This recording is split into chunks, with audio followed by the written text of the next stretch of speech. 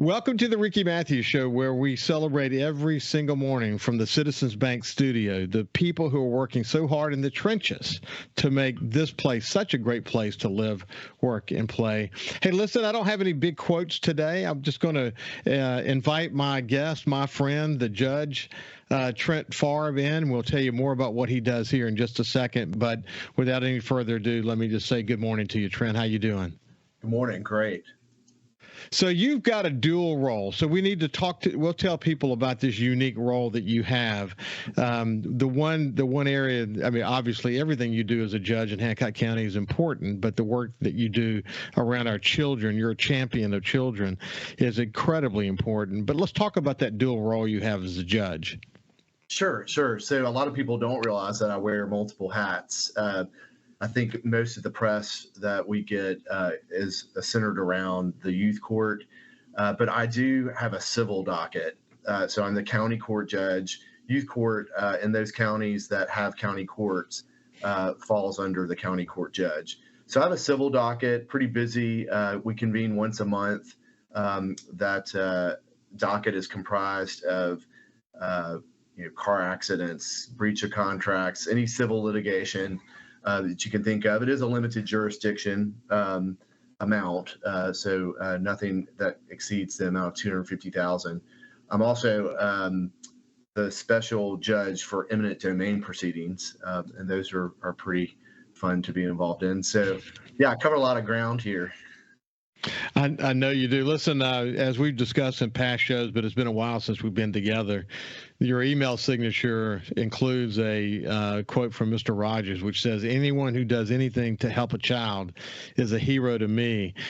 Your work around children and your innovation around that is extremely important to you, isn't it?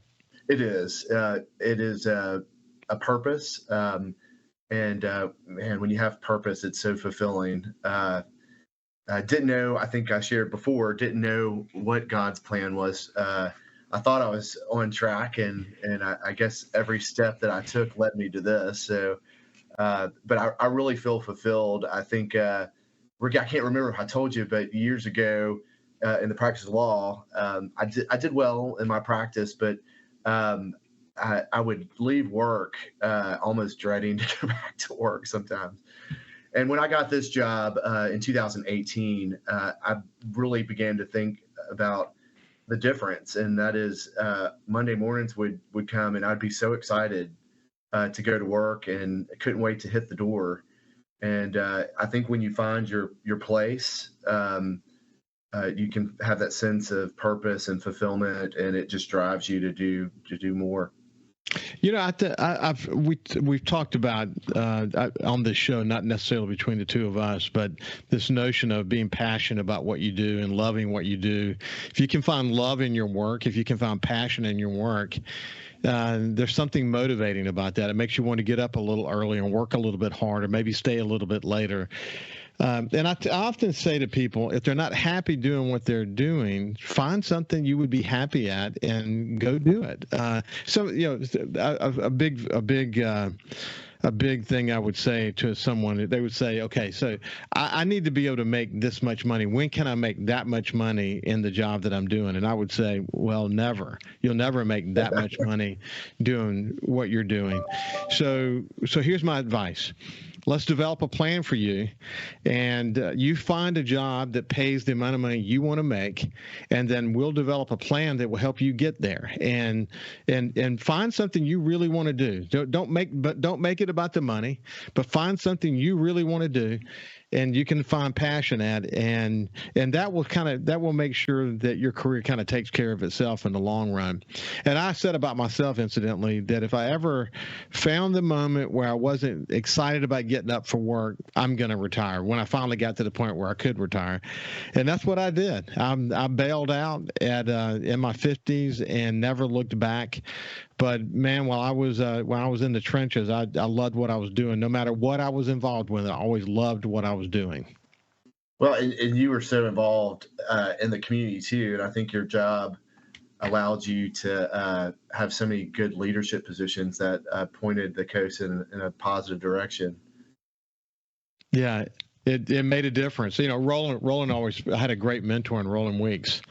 And he always believed, he would say to me that a publisher wears three hats. You have the CEO hat with the fiduciary responsibilities that go with that. Then you're the publisher of a newspaper with the First Amendment obligation and all that goes with that, the editorial responsibilities that go with that. But then you're a leader in the community. And he said you have to wear all three, and you have to come to grips with the reality that those hats at times are going to be in conflict with one another. And living in that conflict is what's going to make you a better leader. You're going to do things on the editorial side. They're going to make people upset in the community, and that's just the way it works. But he said the more time you spend in the community, though, it's going to make you a better publisher, because the more time you're in the trenches, you're going to be able to make sure that what you're doing truly reflects the challenges that you personally are seeing in the community. And I never forgot it, and it was a big part of what I do. It's basically the theme of this show, if you really want to be honest about it. Right. Yeah, those community connections are so important. And very similarly, Judge, I'm the CEO. I have staff to manage, so I have to run the office part as well. And then, of course, there's the work, and then the community piece, which is a part of the work. The community piece is so important, especially, people have to buy in to what we do here, and believe, our goal is to get good outcomes for families. But ideally, the idea is to keep children safe. And then, as well as I do, that a lot of this work too is about breaking cycles of poverty, educational cycles, to improve family lives here in Hancock County. Well, listen, it's interesting. When you were appointed by Governor Phil Bryant back in 2017, what was your vision of what it was going to be like, and how different is it from what you actually experienced? Yeah, I have a good bit of confidence. I mean, I've always felt confident going into things, but I was a little nervous about this. The civil litigation part that we talked about earlier, I was sure that I could handle that piece. But this youth court thing was a little different. But I felt like that I had the heart for it. I might not know all the legal part of youth court, but I definitely felt like this was, something that my heart called me to do, and intervening in the lives of children and families. So it was a little bit scary, but I'm thinking back on it, I think God had his hand of protection on me the whole way. And I think also going back to the CEO part, it was really important that the people here in the building where I work had a safe place to work. And when I say that is I went in saying, look, I don't know what I'm doing and I'm going to make mistakes, and I need you all to feel comfortable, even though I'm the judge, feel comfortable telling me that's not right, or we need to work on this, or is there a different answer? And I use that as kind of the theme, like, I'll do that for you too. There'll be grace when you do your work. As you work, you can't be expected to be perfect. So let's learn together. And we started having staff meetings to just review rules and issues and systemic issues to try to, improve the work that we're doing here. Hey, listen, I coached soccer for a long, long time. I had 3 kids. So each cycle, I coached them all the way up the chain. And I loved coaching kids. I mean, I love being around kids even today. I mean, my grandkids, I can't spend enough time with them, but I really enjoyed coaching kids, building winning teams. My teams always did pretty well, and helping, kids succeed and learn about team and all that. And from time to time, I'd have a child on my teams who was in a tough situation. You could tell either it's a broken family, or maybe one of the parents I never know for sure, seemed to be chemically dependent of some sort. I could tell by the way the child was treated by a parent or both parents that there was some kind of tension inside the family. And Man, it was hard for me. I mean, as just a coach, it was hard for me not to try to help. Obviously, there's only so much you can do as a coach. But all I could do is provide positive reinforcement and do everything I could to try to lead by example, maybe influence the family in some respect. When we come back on the other side, because we're at the end of this segment, we'll continue our conversation with Judge Trent Favre. But I'm curious to know, you have a heart too. Do you get numb to it, and how do you not fall in love with a child and want to just make sure he doesn't go back into that bad environment again? It's got to be so difficult. When we come back, we'll continue the conversation. Welcome back to the Ricky Matthews Show from the Citizens Bank studio. I have my friend Judge Trent Favre from Hancock County. He has sort of a dual role, a county judge, and he also has a youth court responsibility. And we were talking before we went to break about the experience I had as a coach being around so many wonderful kids. But from time to time, I'd just find a kid I just loved, but had a tough family environment. And I was limited on how I could help, but I just led by example. I happen to know from my previous conversation with Trent that he is a guy who leads with the heart. And I know that he puts reuniting kids with families one of the highest priorities that he's got. But man, kids come from tough environments to these days. You've got drug and alcohol abuse often play heavily into the situation. Bad influences on kids that you see if they stay in that environment. They won't have as good a chance in some cases if they were actually out of that environment. But when you're a judge with a heart, how do you manage that? Because it's got to get super frustrating.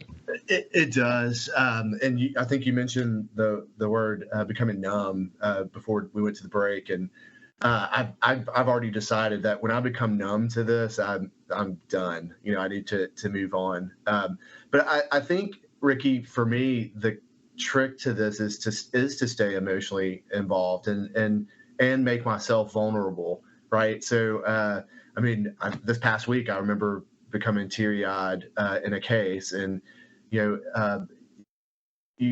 it's sad stuff that we deal with. But when I hear something sad and I'm not crying anymore, maybe I need to think about looking at another job. It is really tough. We do, I will tell you, focus on our mental health here. It's very important. I'm not embarrassed to say this too, and I encourage people to be involved in therapy. But I do a specific type of therapy twice a month to just debrief, like work through some of these issues, unload. It's very important. We do a lot of in-service here in our office. All my staff members hear some pretty weighty information, and that's that piles up over time. Your brain only has so much bandwidth, and when you fill it with these stories and hear about the trauma that others are going through, then you begin to experience the symptoms of trauma. So we call that vicarious trauma or third-party trauma. Yeah. So we have to take care of ourselves here and be in tune with ourselves, take care of each other. It's very important in this work environment that we are in tune to what we're doing. And, it's interesting. I'm not perfect, right? So I want to be my best for every family that darkens the door. But, a day can get long and you can get tired and you can get a little grouchy, sometimes. So I have people that will help me with that. Maybe it's a signal, to me from my bailiff that you're getting a little hot under the collar. But most of the time, I think the training we've gone through, people will say, why don't we take a break? Let's take a break and regroup. And I'm very good, I think, at noticing when other people need the break, specifically when moms or dads in the courtroom need to have some time to just decompress, or maybe things got a little heavy in the hearing. Maybe it's time for them to have a break, because I need them to be at their best too when they're in the courtroom. I understand so well what you're talking about. I went to the University of Alabama in Birmingham, to paramedic school. right out of high school. My goal was to be an emergency room physician. And so I went to paramedic school, became an advanced paramedic, worked as an advanced paramedic for about a year, and then part-time for several years when I continued in pre-med. And eventually I changed my major. I came to realize that death and dying on a regular basis was not for me. That to be a good doctor, you had to take a leap of faith. And as it turned out, as a CEO, working with numbers and having more certainty was something that fed to my personality better. But I experienced some post-traumatic stress syndrome from what I had experienced, and what I came to appreciate about that as I sorted through it is, and this is the point that you're making, that what will happen is if you're around these situations over and over and over again every day for a long period of time, and obviously you cannot be in those situations where your heart doesn't get connected. So you go from sort of being this third-party observer who, you've got a little bit of a wall between yourself and the situation, to suddenly you're not removed anymore. You're now in the situation and part of it. And when you go home at night and you dream of it. And when you have the next situation, then the last situation has a way of sort of conjuring back up. And this is the point that you're making about they tend to pile up, and it happens slowly but surely. And if you don't learn, the point about therapy is not necessarily just to talk about it, but it's to learn how to process these things so they don't add up, and to recognize when it's added up, this is the thing I need to do about that, so I don't let it become sort of, I don't want to have my own psychology manifest in itself, somehow affect my work, because I've got to be on my game all the time. Is that describing well what you're describing? Yeah, and I think through the work I've done therapeutically, I've been able to hedge off stress at the pass, right? Like, so I know when I'm stressed or when it's coming, and so I can be more proactive about trying to deal with it before it gets to a situation where I blow up. With the amount of work that we have here too, it can add up, and just that alone. Outside of the type of work it is, can be stressful. So it really is important to know when you need to take a break. It is important to know when you feel like you are burning the candle at both ends, and you just need to step back. And I think building these connections in your office environment are very important, because other people can support you, because they can understand what you're going through, and know when you're stressed, maybe let's give them some space. It truly is a team. I mean, it's a team working together to try to win, and winning for you guys ultimately, I would assume, is reuniting every opportunity you get, but when you can't, that the outcome of that is what's best for the child.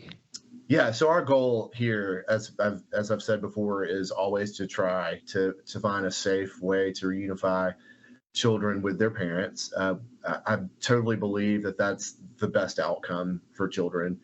Just as a side note, I use this a lot, but I certainly love foster parents and adopted parents. That is amazing work, and it's a calling to do that. So this statement is not anything to diminish that, but there is something about the connection between a child and their parent. And so when you wake up every day, let me use this example. I remember when my own daughter crawled up on my lap and said, "Dad, I think I have your eyes," or "Am I going to have your nose?" And so we're wired for facial recognition. We're wired to connect with people that we are related to, and so if you can imagine a kid who is placed out of the home with strangers, every day they wake up and say, "Yep, that's not my people," and that is hard. That means that it may be the right decision, to keep them safe and to give them a better outcome, but we know that through their development, it's going to be a hard obstacle to overcome, that daily reminder that you're not connected genetically to those people. So all that to say is it is gravely important that we try to reunify children with their parents, and finding the safe way to do that is tricky sometimes, but I think we've had some pretty good success here. This is Judge Trent Favre we're talking to, and he's got sort of a dual judgeship role in Hancock County, and we're talking about the youth court part of what he does. But Trent, one of the things that hits me is that and I'd be curious if you keep any statistics on this. If you go back and look over the past 3 years of my conversations with you, the proliferation of drug abuse, and I think alcohol abuse has always been there, but drug abuse is the thing when you look at the statistics in Mississippi that's growing dramatically. The availability of some really bad drugs and how that's affecting families in so many incredible ways. You don't see any turning that spigot off soon, do you? I mean, it's continuing to be a major concern, isn't it? Yeah, and there's these trends. So one drug becomes popular, and then it runs its course. The methamphetamine, usage is still an issue here. So hey, why don't we do this? I didn't realize we're at the end of the segment. I want to make sure we fully explore this part because it's something everyone can kind of be aware of. When we get back on the other side, we'll continue our conversation with Judge Trent Favre from Hancock County. We'll see you after this.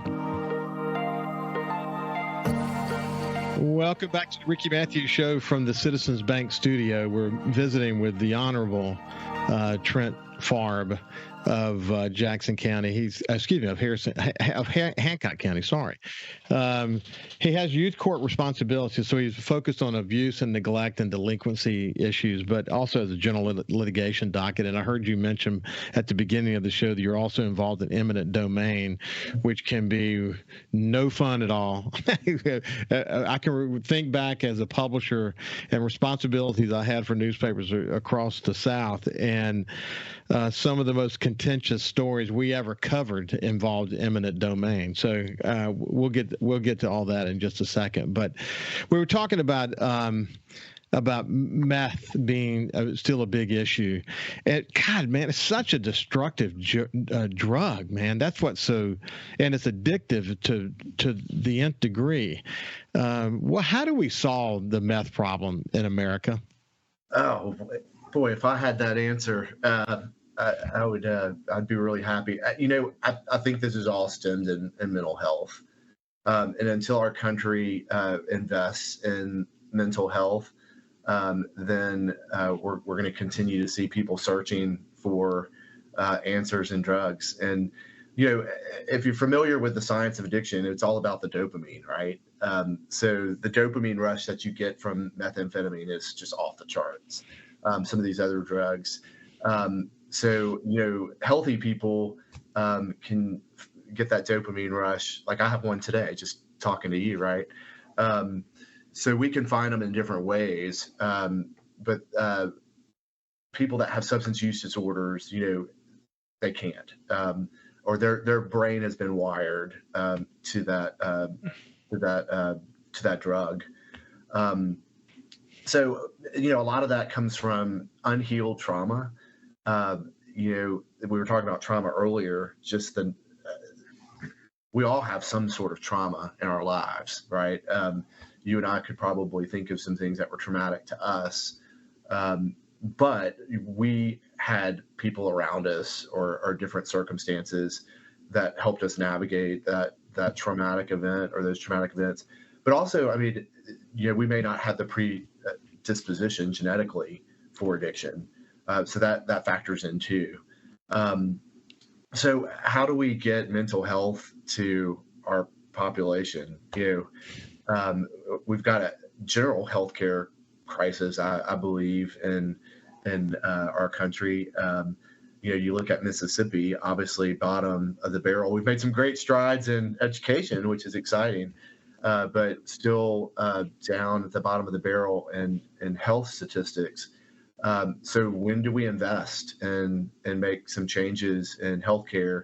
I know a hot topic, is the Medicaid expansion is obviously one I can't comment on, but I have some thoughts about it. But how do we bring good healthcare to Mississippians and mental health care? And then how do we, first of all, where's the intersection, right? How do we find the people that have mental health issues and then get them connected? A lot of times, as we're seeing, is things are happening and you have a shooting or some other incident, and then we go, oh, yeah, they need a mental health. So that's very unfortunate. Our country has failed. That's my answer. Our country has failed. Whether it's mass shootings or teen suicide, none of these issues are easy, but they're all rooted in us having way more aggressive approaches to how we deal with mental health, and we're just not focused on it. And we haven't been focused on it as a country since maybe the late 1970s. I don't know for sure, but the reality is not good, and we've got to focus on it. I've had an ongoing view about Medicaid expansion, and I'm conservative. I believe it's something we should do. I believe it's, there's too many working poor in Mississippi, and the issues. You got a hospital. 51% of Mississippians live in rural areas, and rural hospitals are closing or they're cutting back tremendously on services at a time when people have more needs, you can't get the care you need. And I have a place up in the Mississippi Delta, and it worries me greatly about if something were to happen to one of my family members, where are we going to go? And I can't imagine living there and having to reflect about that. Mental health services is an issue, as you pointed out. No matter, you can live in the most sophisticated big city, and there's a lack of resources. And so, if you go to the Mississippi Delta, obviously it's going to be worse. But just in general, we have a lack of resources for mental health, and we're not focused on it. I wish our country would get back to solving problems like this, because this is the big problem. This is the big problem. Yeah, I think we get caught. I'm apolitical because I can't be part of a party as a judge, but from my perception is that neither party wants to give the other side the W. So they probably have some common ground that they could stand on, especially with mental health. This is the easy issues are out there to identify, and with not easy solutions, but there are things that we could do, and I just don't think one side will agree to the other because they don't want them to be able to march that sign that they did it into the media and then get all the credit. So that, I think that is one reason why we don't get anywhere. It's just these stalemates. But Trent, I think that there's been a rash of teen suicides in Jackson County, and I don't know if you've faced that there, but sometimes we won't know about them because the families won't talk about it. And secondly, if there was an attempted suicide, they're oftentimes not going to talk about it. But when you zero in on the cases that we know about that the family was wanting to talk about and did talk about, and you see the kind of efforts underway that are being led by the Jackson County Chamber and Singing River Health System and others to really bring focus in the schools to teach kids to have hope. I had a woman, young, she's in her early 20s on my show not long ago, and she attempted suicide, and as a result has a spinal cord injury, and now she's literally on a mission to touch as many young people as she can, and man, she's doing a terrific job of doing that. And she recently came to Jackson County, and I'm assuming will come back, but she travels all over the country.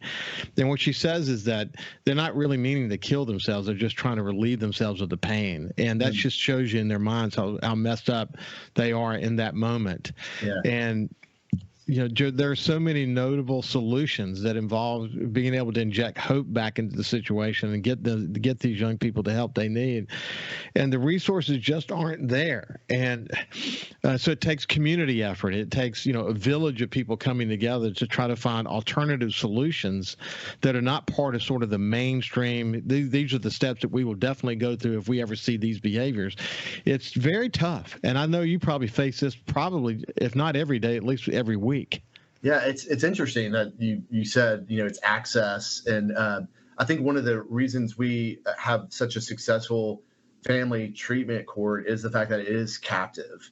So a lot of courts have to farm out. If you have a parent that needs this type of service, they have to find, CPS would have to find the doctor or the provider for them, connect them. We have under one roof a lot of these services for substance use disorders, so we can provide that treatment. And then to take that one step further, we have a connection or a contract with Tulane Medical Center, which has a School of Addiction Science, and they provide services to our parents. So we're getting a very high level of care for our parents, and I think that's why we get a better outcome for them, and specifically because I think in most instances where someone has a substance use disorder, there's this other underlying issue, whether it's depression or bipolar, anxiety, and so they've been treating themselves with illegal drugs and getting, they think, the relief that is going to help them, or at least helps them, especially with marijuana. Man, we see right now teen usage of marijuana has skyrocketed. Why? Well, because we just came out of, the COVID crisis, and all these kids have mental health issues, concerns, social media issues. So they have all this anxiety. And so they're turning to THC, to relieve that anxiety. It does it temporarily. The only problem is the long-term effect is that your anxiety increases. And what's so unfortunate about that is, as a society, we spent so much time talking about ways to decriminalize it and make it acceptable. And as you're pointing out, is being used in a very significant and unfortunate, damaging way as a masking to the problem that exists. But I'm curious about this, that as you think about the families that you're helping in sort of this one-stop shop way of, okay, what do they need? Let's get them this. These are the cases about. How often do you contemplate about, gosh, man, if general society could have this approach, and we know about because they've been brought to our core, but how many do we not know about? I mean, what's the percentage of cases out there that you're not seeing? Yeah. We're just intersecting with those that somehow a teacher or someone saw that there was an issue concerning a child. Yeah.